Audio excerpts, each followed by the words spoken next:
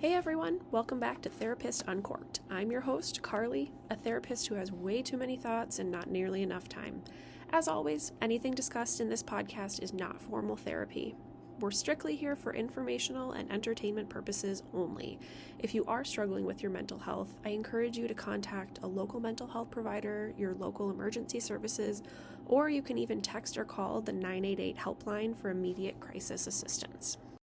First and foremost, before we jump in, I want to apologize because I'm a little stuffy these days. I don't know about you guys, but the pollen and all of the weather in Minnesota right now is killing me with my allergies. So I'll probably have to pause and blow my nose like 18 times, as I've already done in the past 10 minutes.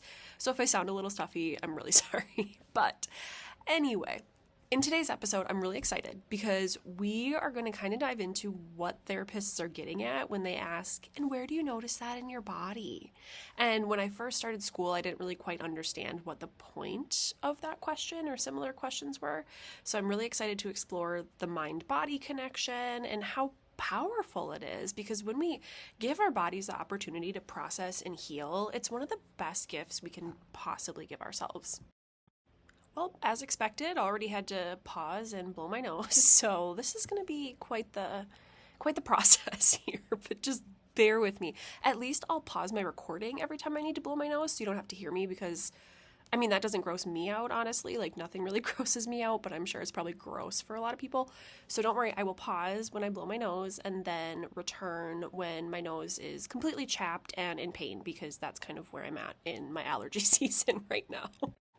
So to start, the question that I kind of posed at the beginning, where do you notice that in your body? That is something that is super, super important that a lot of therapists ask, but a lot of therapists also don't ask, because there's kind of overall, in a very broad sense, there are sort of two types of therapy. Okay, so there's somatic therapy, which is more body-based, and then there's, your standard talk therapy, which is exactly what it sounds like. It's what most of us have probably done before if we've ever been in therapy, anything like that.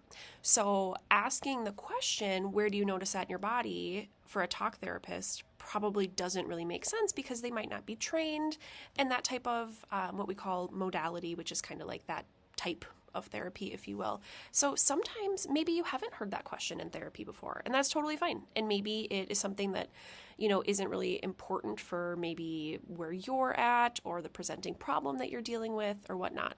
But what I'm getting at here is essentially those two types of therapy, somatic versus talk therapy, are very, very different, but they do have the same objective. So essentially what it is I like to look at it from a top-down versus bottom-up mindset. So somatic therapy focuses more on bottom up. And what I mean by that is, if we're literally just picturing our bodies, right? We're picturing the body at the bottom, and then the brain and the mind right at the top. So somatic therapy, which is a more body-based kind of side of things, it focuses on, okay, what's going on in my body and how can I have that kind of influence my mind? And then talk therapy, on the other hand, is the exact opposite. We're going that top-down kind of route. So what's going on in my mind and how does that influence my body, essentially? So if, for an example, I know I've mentioned it before, when I'm really anxious, I feel my stomach drop, right? So a talk therapist, that sounded a little weird. A talk therapist? Whatever. A therapist that does standard kind of talk therapy, they might ask, okay, well, when you are feeling anxious, what is that like for you? And for me, I might explain, the actual like mental side of things, how that is. And I just feel my stomach drop and it's really weird, right? So I would kind of focus on the mental side of it and then the physical side of it. A somatic therapist might say, okay, so you were experiencing some anxiety. Where did you feel that in your body? So they focus more on the physical side first and then kind of use it as a clue for the mental, emotional side. I hope that makes sense. It's kind of hard to explain in a very brief way, but overall, I kind of just think of somatic therapy in the sense that the body influences the mind, and I think of talk therapy in the sense of the mind influences the body. So that's kind of a very brief version of it, but that's what you're going to get, okay? It's the best I can do right now because my brain is not functioning at full capacity. Hold on a sec while I pause to blow my nose. And we're back! Fastest nose blowing experience ever. Well, at least for you guys on your side. So I'm mainly going to focus on somatic therapy here in this podcast. And here's why. Because talk therapy, and I do a lot of talk therapy, both personally and professionally, and I very much believe in talk therapy. It is absolutely super fucking helpful. It has the capability, the what's the word I'm trying to think of? Ability, maybe? I don't know.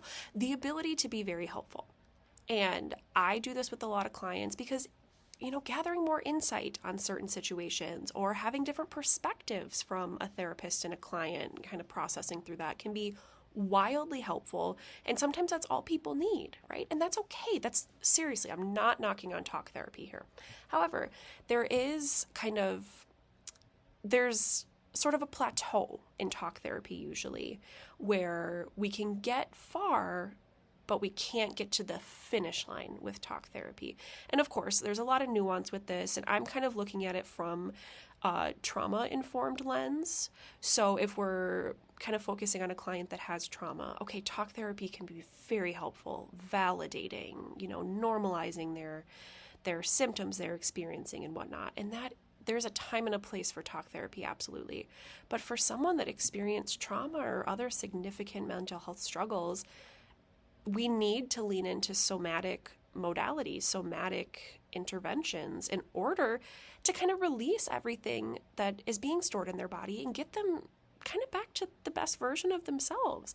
So as I kind of am talking to, like I said, I'm going to focus more on the somatic side of things, but I'm not doing that to discount the value of talk therapy in any way, shape, or form, because I very much believe in it, and I do talk therapy with a lot of clients and in my own personal therapy too.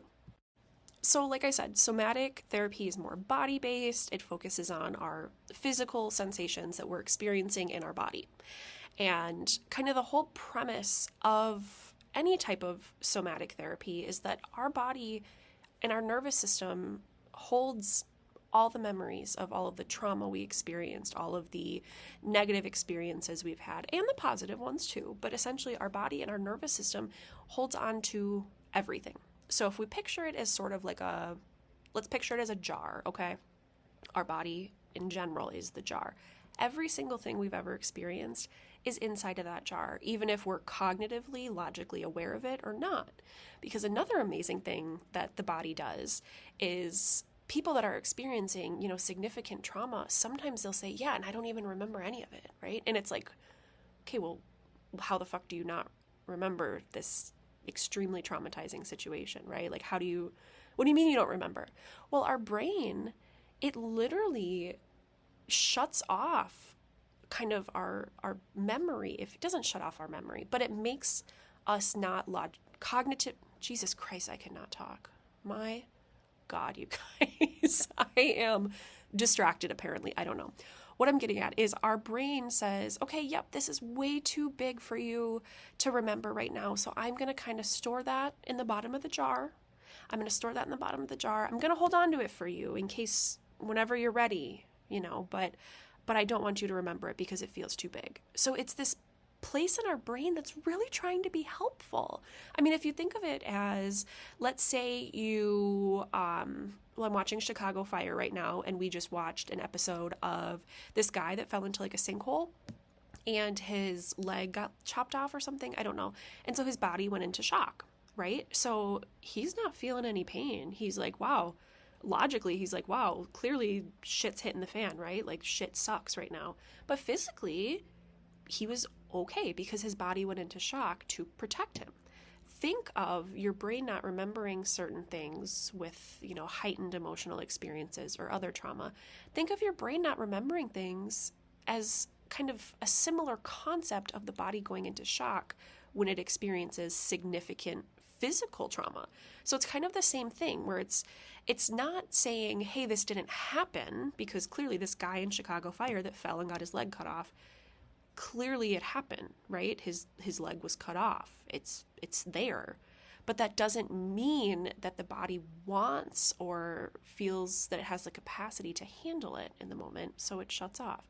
So essentially same kind of concept, right? So what I'm getting at here is that our body holding on to all of this can while it's trying to be helpful, like I said, it can lead to things like depression, anxiety, even physical things like chronic pain. I mean, there is such a strong correlation between trauma that has not been processed, healed, released. So there's a big correlation between that and like chronic diseases. And I know it sounds insane. Like it sounds ridiculous, right? Like, okay, me having a lot of trauma and not processing through it means that I'm going to develop, some sort of physical ailment. I mean, not necessarily, but there's definitely a connection. It's not 100%, for sure that that's going to happen.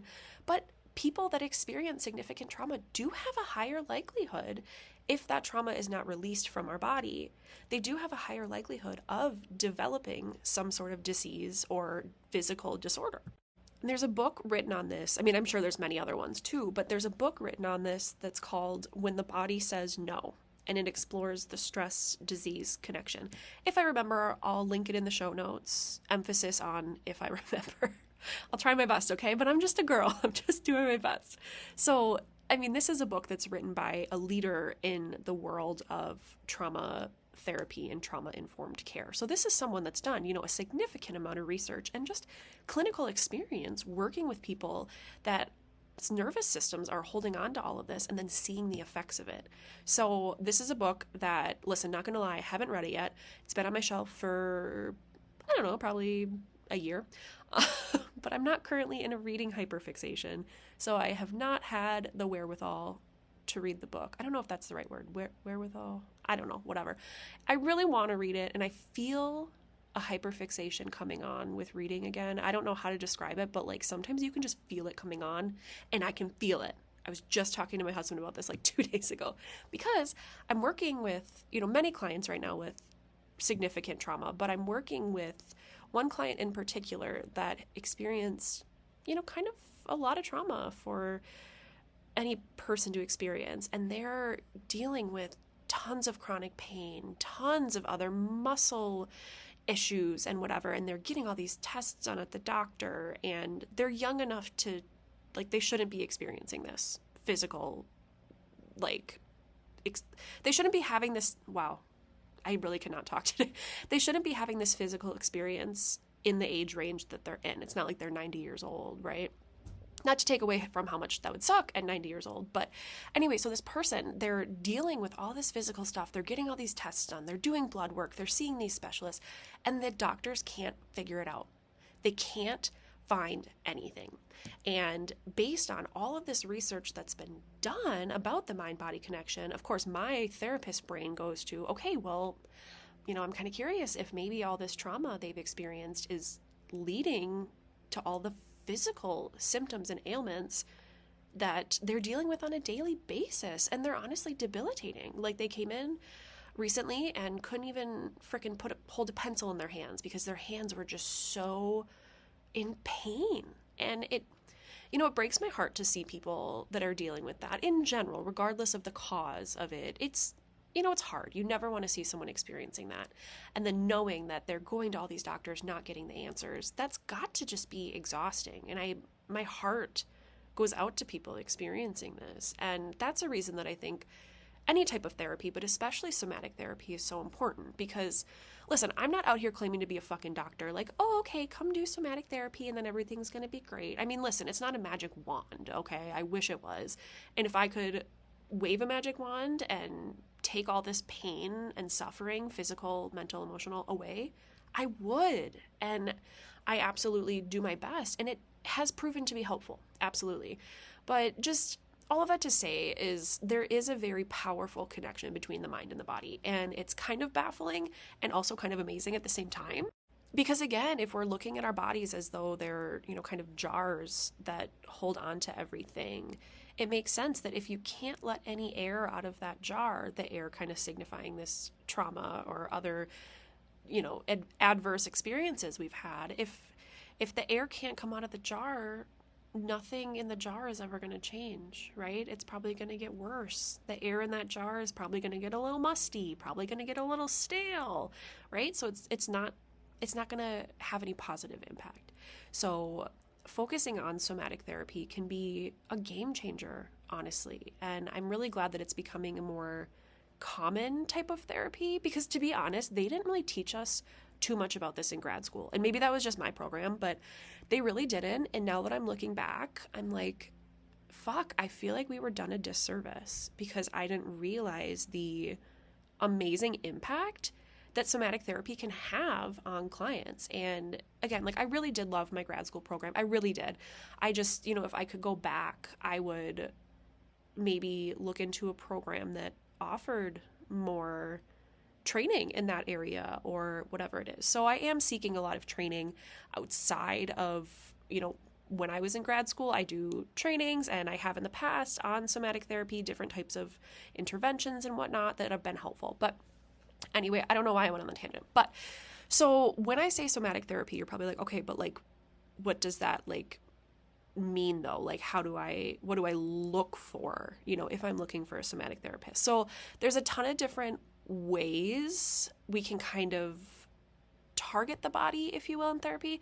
Lots of different interventions. And again, when I say interventions, I mean kind of just like what the therapist is doing, like how the therapist is doing their job, essentially. So intervention, again, is kind of like a scary sounding word, but it's just, what is a therapist doing? So there's tons of different types of somatic therapy. The most common one that I think a lot of people have heard of is something called EMDR. There's also something called brain spotting, which I actually do in my practice with a lot of my clients. There's something called somatic experiencing, sensory motor processing, which I'm actually taking training on right now. Like I literally just paused the training so I can record my podcast. And then after that, I plan to go back to said training.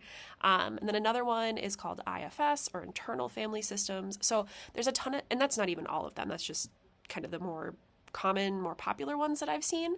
And all of these can be, equally helpful or equally not helpful, because in some cases, if the therapist, the provider isn't, properly trained or isn't attuned enough to their client, I mean, any type of therapy does have the capability of being harmful. And I know that sounds counterintuitive, but if we're not going in with a trauma-informed lens, kind of knowing what we're working with, being trained enough, like it can actually re-traumatize people sometimes, which as a therapist is really scary, because obviously I'm in this job because I want to help people, right? My intention is I'm never set out to be like, haha, fuck this person, let me make their life worse, right? Like that's kind of the exact opposite of what we're all intending to do.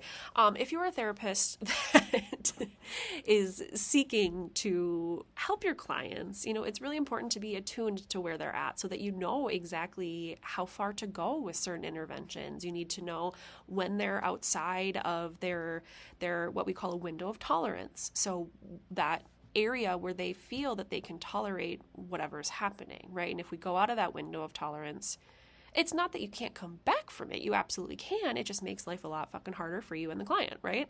So just making sure that if you are seeking a therapist that does somatic interventions, it's definitely okay to ask about what their training looks like, or look into, the type of interventions that they do. I think it's really important. And I always tell clients during their intake session, during the first session, that you should date around with therapists. And I know it sounds weird, but like you need to find someone that feels like a good fit for you, whatever that looks like, whether it's somatic therapy, talk therapy, whatever it is. It's really important to find someone that you vibe with.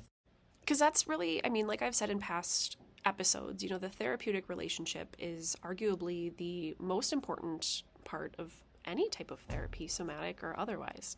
So kind of the whole point of what I'm talking about here is trying to just relay the importance of why somatic therapy can be helpful. So like I said, it can help us to kind of access parts in the body, and it can go to places where talk therapy can't go. We can literally access different parts of the brain than where you can go in talk therapy. Because when we're in, these heightened emotional states, whether it's in the moment when we're experiencing trauma, or if it's in the therapy space when we're reprocessing trauma, whatever it is, the logical part of your brain literally shuts down. There is so much neuroscience to back this up, that logical part is like, yep, nah. So it's hard to be logical when we're kind of crashing out, It's hard to use that logical thinking brain when the rest of us is putting off all these alarm bells, which makes a lot of sense, right? We go into that fight, flight, freeze state. And so somatic therapy can kind of push past that logical brain, if you will, push past that part of it. And it really focuses on releasing all the pent up physical tension that's in your body to help release it, to help heal it, so you can regulate your nervous system. And your nervous system essentially is, that part of your body that's, of course, throughout your entire body, but it's a part of your body that is the jar. It holds on to everything. So by giving yourself the opportunity to release everything in that jar, it gives you a whole new sense of what life can be like. And, for some people, this is a pretty quick experience. You can have a couple sessions with a somatic therapist and, okay, cool, feels great, move on with my life. Other people, you can be in therapy for years, and there's really no kind of timeline. And I know that's really hard because, of course, we want to feel better right away. And I would love, like I said, I would love to help my clients feel better in 2 days, and sometimes talking about things and whatever, that helps, but there really is no timeline. And so I know that can be really daunting and really frustrating sometimes. And let me tell you, sometimes it's frustrating for therapists too. Not that we're upset with clients for not healing faster or whatever, but like, we don't want to see you suffering either. It hurts us. And I don't say that to shame clients or anything. Like, everything is welcome in my space. Everything is welcome in my therapy space. Good, bad, ugly, whatever it is. It's just, I don't want to see people struggle. That's the whole fucking point of why I'm here.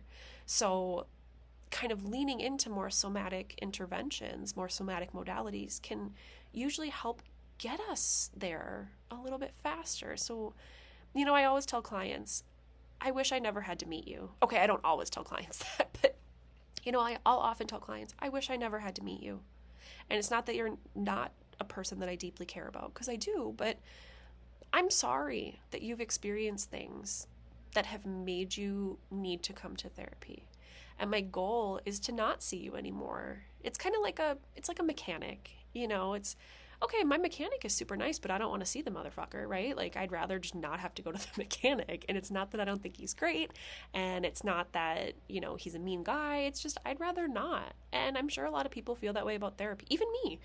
And usually when you don't want to go to therapy, that's exactly when you should, is what I've found. I don't know how I got on this tangent either. You guys, I swear, I don't know if it's just like the allergies that are making my brain like not able to function. But I'm going on a lot of tangents. I mean, I guess that could be ADHD too, but whatever. All of that to say, focusing on regulating our nervous system through somatic therapy or other practices like breath work, mindful meditation, all those really cheesy therapist-y things that everyone's like, oh yeah, I'm not going to do that. They actually work though, and I know it's annoying, but focusing on regulating that nervous system really gives us the opportunity to create a new life. And I know it sounds cheesy, but like I was saying earlier, our body is holding on to all of this. That, going back to that bottom up kind of thought process here, is if we let our body kind of get rid of all this shit, if you will, of course, then our brain is going to feel lighter too.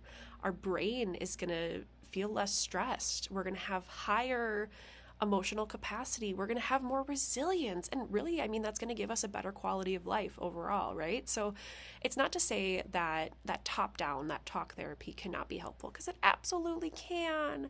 But that somatic therapy really gets in there and it focuses on, hey, let's get your body feeling better, because your body influences your brain. So it's kind of amazing to really just look at how the two connect, because of course, obviously, body influences brain, brain influences body. I mean, duh, right? That's kind of the point. Like, my brain is what's making me say all of these things. So it's either way, it can be helpful, but just those somatic modalities and interventions are kind of a game changer, at least in my experience. And I love that so many of us are talking more about that body-based therapy, because that's how we make really meaningful change. And so I hope this was able to give you some insight into kind of the difference between somatic and talk therapy, and kind of just understand a little bit more of why we're asking that question. Where do you feel that in your body? Because our body gives us clues even if we're not looking for them. And oftentimes our body can tell us what we're experiencing before we even know ourselves. So I hope this was helpful. Let me know if you have any thoughts. Have the best week. Love you. Bye.